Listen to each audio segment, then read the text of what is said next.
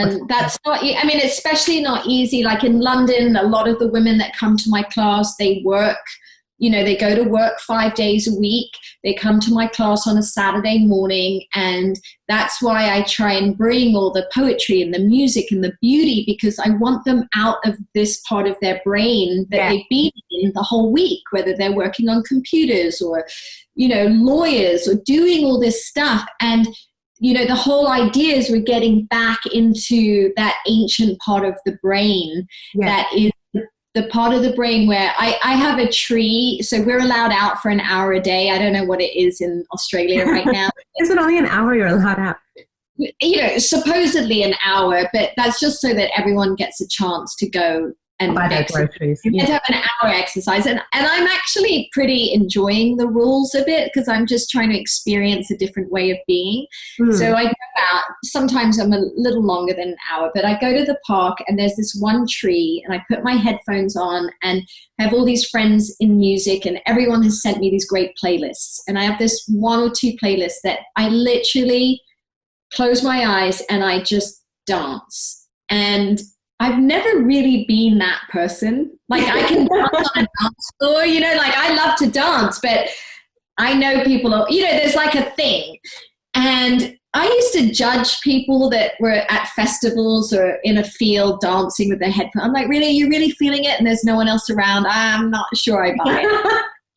And I'm that person. I'm just out there and I'm in this other part of my brain, and all the tension just drops away from my body and the music just moves through me, and I'm just remembering this part of myself that I've always loved and I always was, and I forgot who she was, and that's my medicine.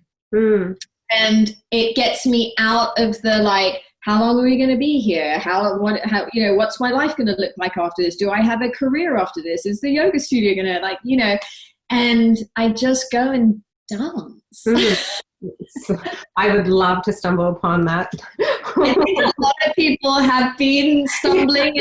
They look for a minute, or I saw one woman with her camera up and I looked out and she's, hit it. I just don't care anymore. And I think that's another thing with the labor. It's like we're so controlled in our way of being that labor brings out this other side of a woman that she's never really accessed before. Whether that is like the deep sounds or that real primal letting go. Like even when we make love, unless we're really with a person that we can go there with, it's not, you're always a little self-conscious. And it's always a little weird. And Ina May Gaskin has always said, like, the same energy that gets that baby in gets the baby out. Get it out, Yeah. And so when you're with someone and you totally let go and you're in that moment, like your whole body just releases. And that's when you feel that incredible orgasm feeling. And that's a very different feeling to when you're a little nervous and your whole, it's not quite right. And I think in relation to that, I think it's the same as when we're busy all the time. It's not always easy to want to make love at the end of the day. We just don't feel that sense of like connection. And when we're fixed on times with labor, it's got to be within this time frame. It really is the flow, Same thing. It's like you just have to let it be what it is. And you have to kind of nurture it and nourish it and connect to your midwife. I mean, that's why having a doula is so great, because you've got this connection with the doula from when you meet the doula at whatever point in your pregnancy. Well, it's often just even something so... it's all, I mean, for me, I always found it was the look in the midwife's eyes, or whoever it was supporting me, just that look of, you got this, encouragement and love and tenderness, and just that feeling of trust that they have in you just makes you feel that way. And I feel like that's why it is so important to choose the people that you have there for you, because it's not always, that's why if you have if you have a doula, there is a continuity there. she's been with you. She knows what you want. She's got you. I mean, I was a doula. I remember being at my sister's births. Never easy being your sister's doula, by the way. Yeah. She was like the one person. I was like, give her the epidural. Just give it to her. You know? Whereas everyone, I'm like, just breathe through it. You're going to be fine. Don't worry. You know. But when it's your baby sister, you just want to take care of her in whatever way. But I just remember with her, you just, you know, you have someone that she looked me in the eye at one point and she said to me, I need help. And I knew in that moment she couldn't go any longer. And I knew she needed an epidural.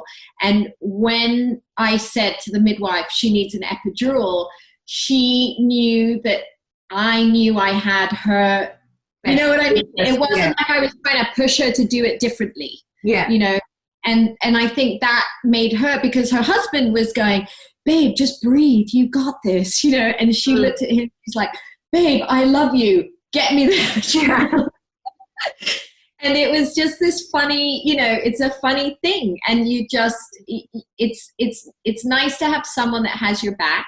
Yeah. When you're in, you know, certainly with us here, we have the NHS, so we get to have our babies for free, which is amazing.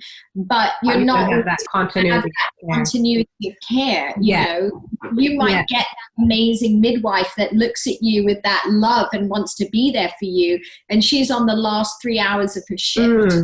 And she's got to go, and you still have 15 hours to go. And the new midwife just came in, and that midwife is like, all right, if anything goes wrong, you know, and she brings that energy into the room, that's going to change how you're feeling in the experience. And when you have a good doula, or you know, people expect this out of their relationships, but it's not all, you know, some of our partners can't even deal with our periods, you know, let alone that experience. And sometimes I think it's really hard for partners to see their partner in this heightened state.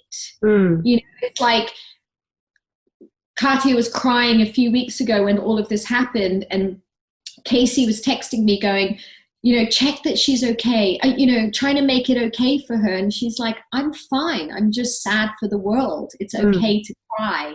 And when you're in labor, sometimes your partner just wants to fix it and make it okay, and doesn't understand that this is part of the journey.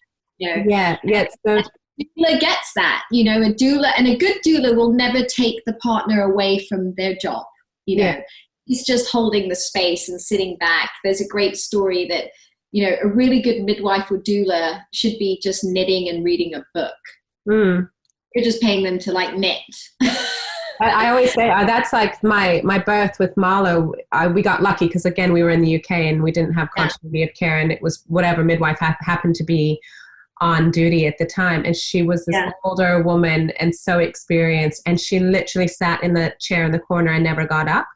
And she just had this look of absolute trust and calm and just and that, you know, and it's like I compare that to the midwives I had in previous births, and it's like, well, of course I felt safe in that situation, and I didn't in those situations. But you also the other thing that you did, I think, I mean, you can, you know, is that you were prepared in a different way for that birth. I was, You know, you did the research, you came to class, you felt, I even remember you being, I think I'm going to get the story right, but correct me if I'm wrong. I remember you telling me that you were breached at like 36 weeks. Was it? I think I started coming into your class at like 32 weeks. And you were already breached at that point. Yeah, and still breached, I think, up to 36 weeks, Up to 36 weeks. And I remember saying to you, like, you know, first thing I do is check the posture of the mother and see, you know, is she sitting upright? Does she have enough space going on in there? And then I said to you, write down everything that you're afraid of. Yeah. Remember that? Yeah. And I said, write down everything that you're afraid of. Like, what are you holding on to right now? Like, what is it? And you're like, nothing. Everything's great. And everything's good, you know. Yeah. And you came back and you went, I figured it out. Michael doesn't want to have any more children. This is the last baby. Yeah, this is my last pregnancy. And I love being pregnant, and I'm holding on to this baby.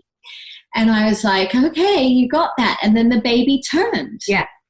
you know, and that's happened so many times in my classes where I'm going, let's just investigate a little bit of what's it the doesn't mental block?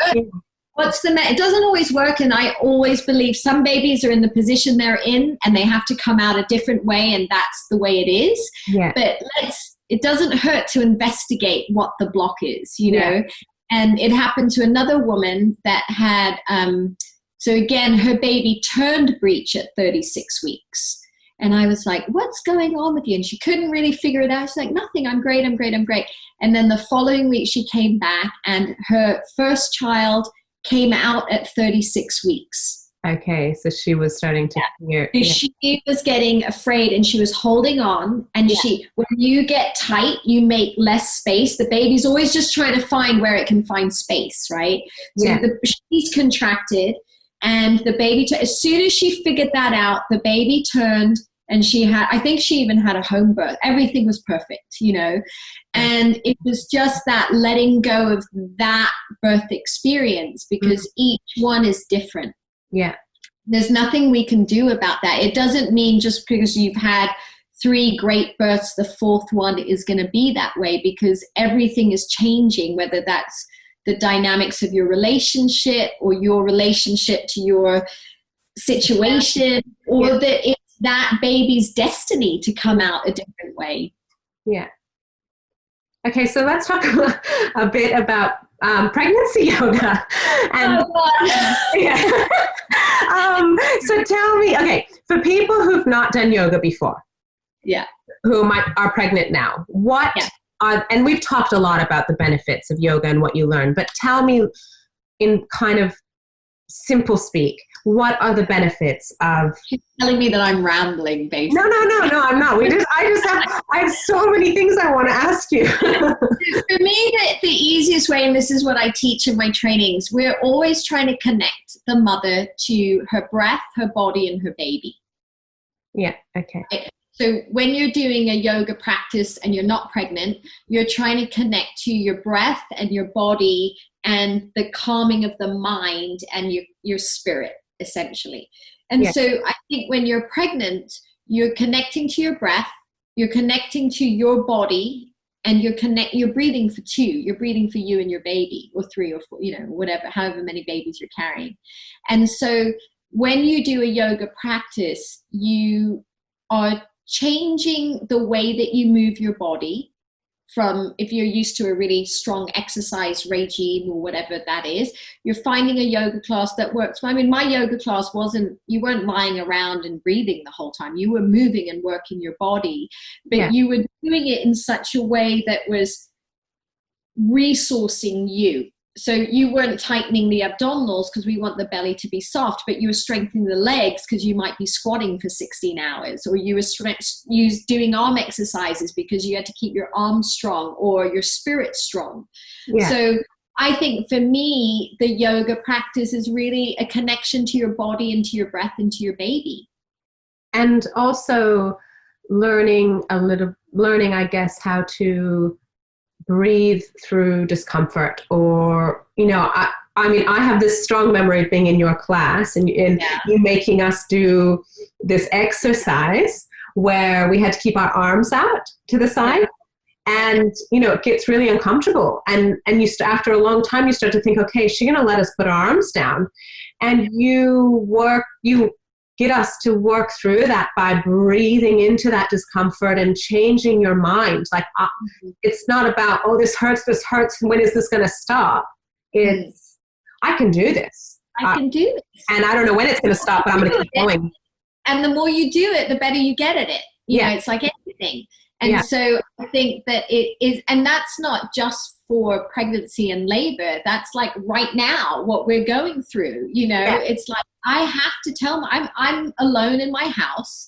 I have to wake up in the morning. I'm like, I got this. Okay, I've got this today, you know, because I have things to do, whether that's for me or to help anyone else that I can help. And I think that a woman in pregnancy doesn't always understand how powerful she really is. And there's no bigger job than growing a human being inside you and getting that out. Like that's most powerful you're ever going to be as a female, you know, or any gender. I mean, men can't do it, right? Yeah.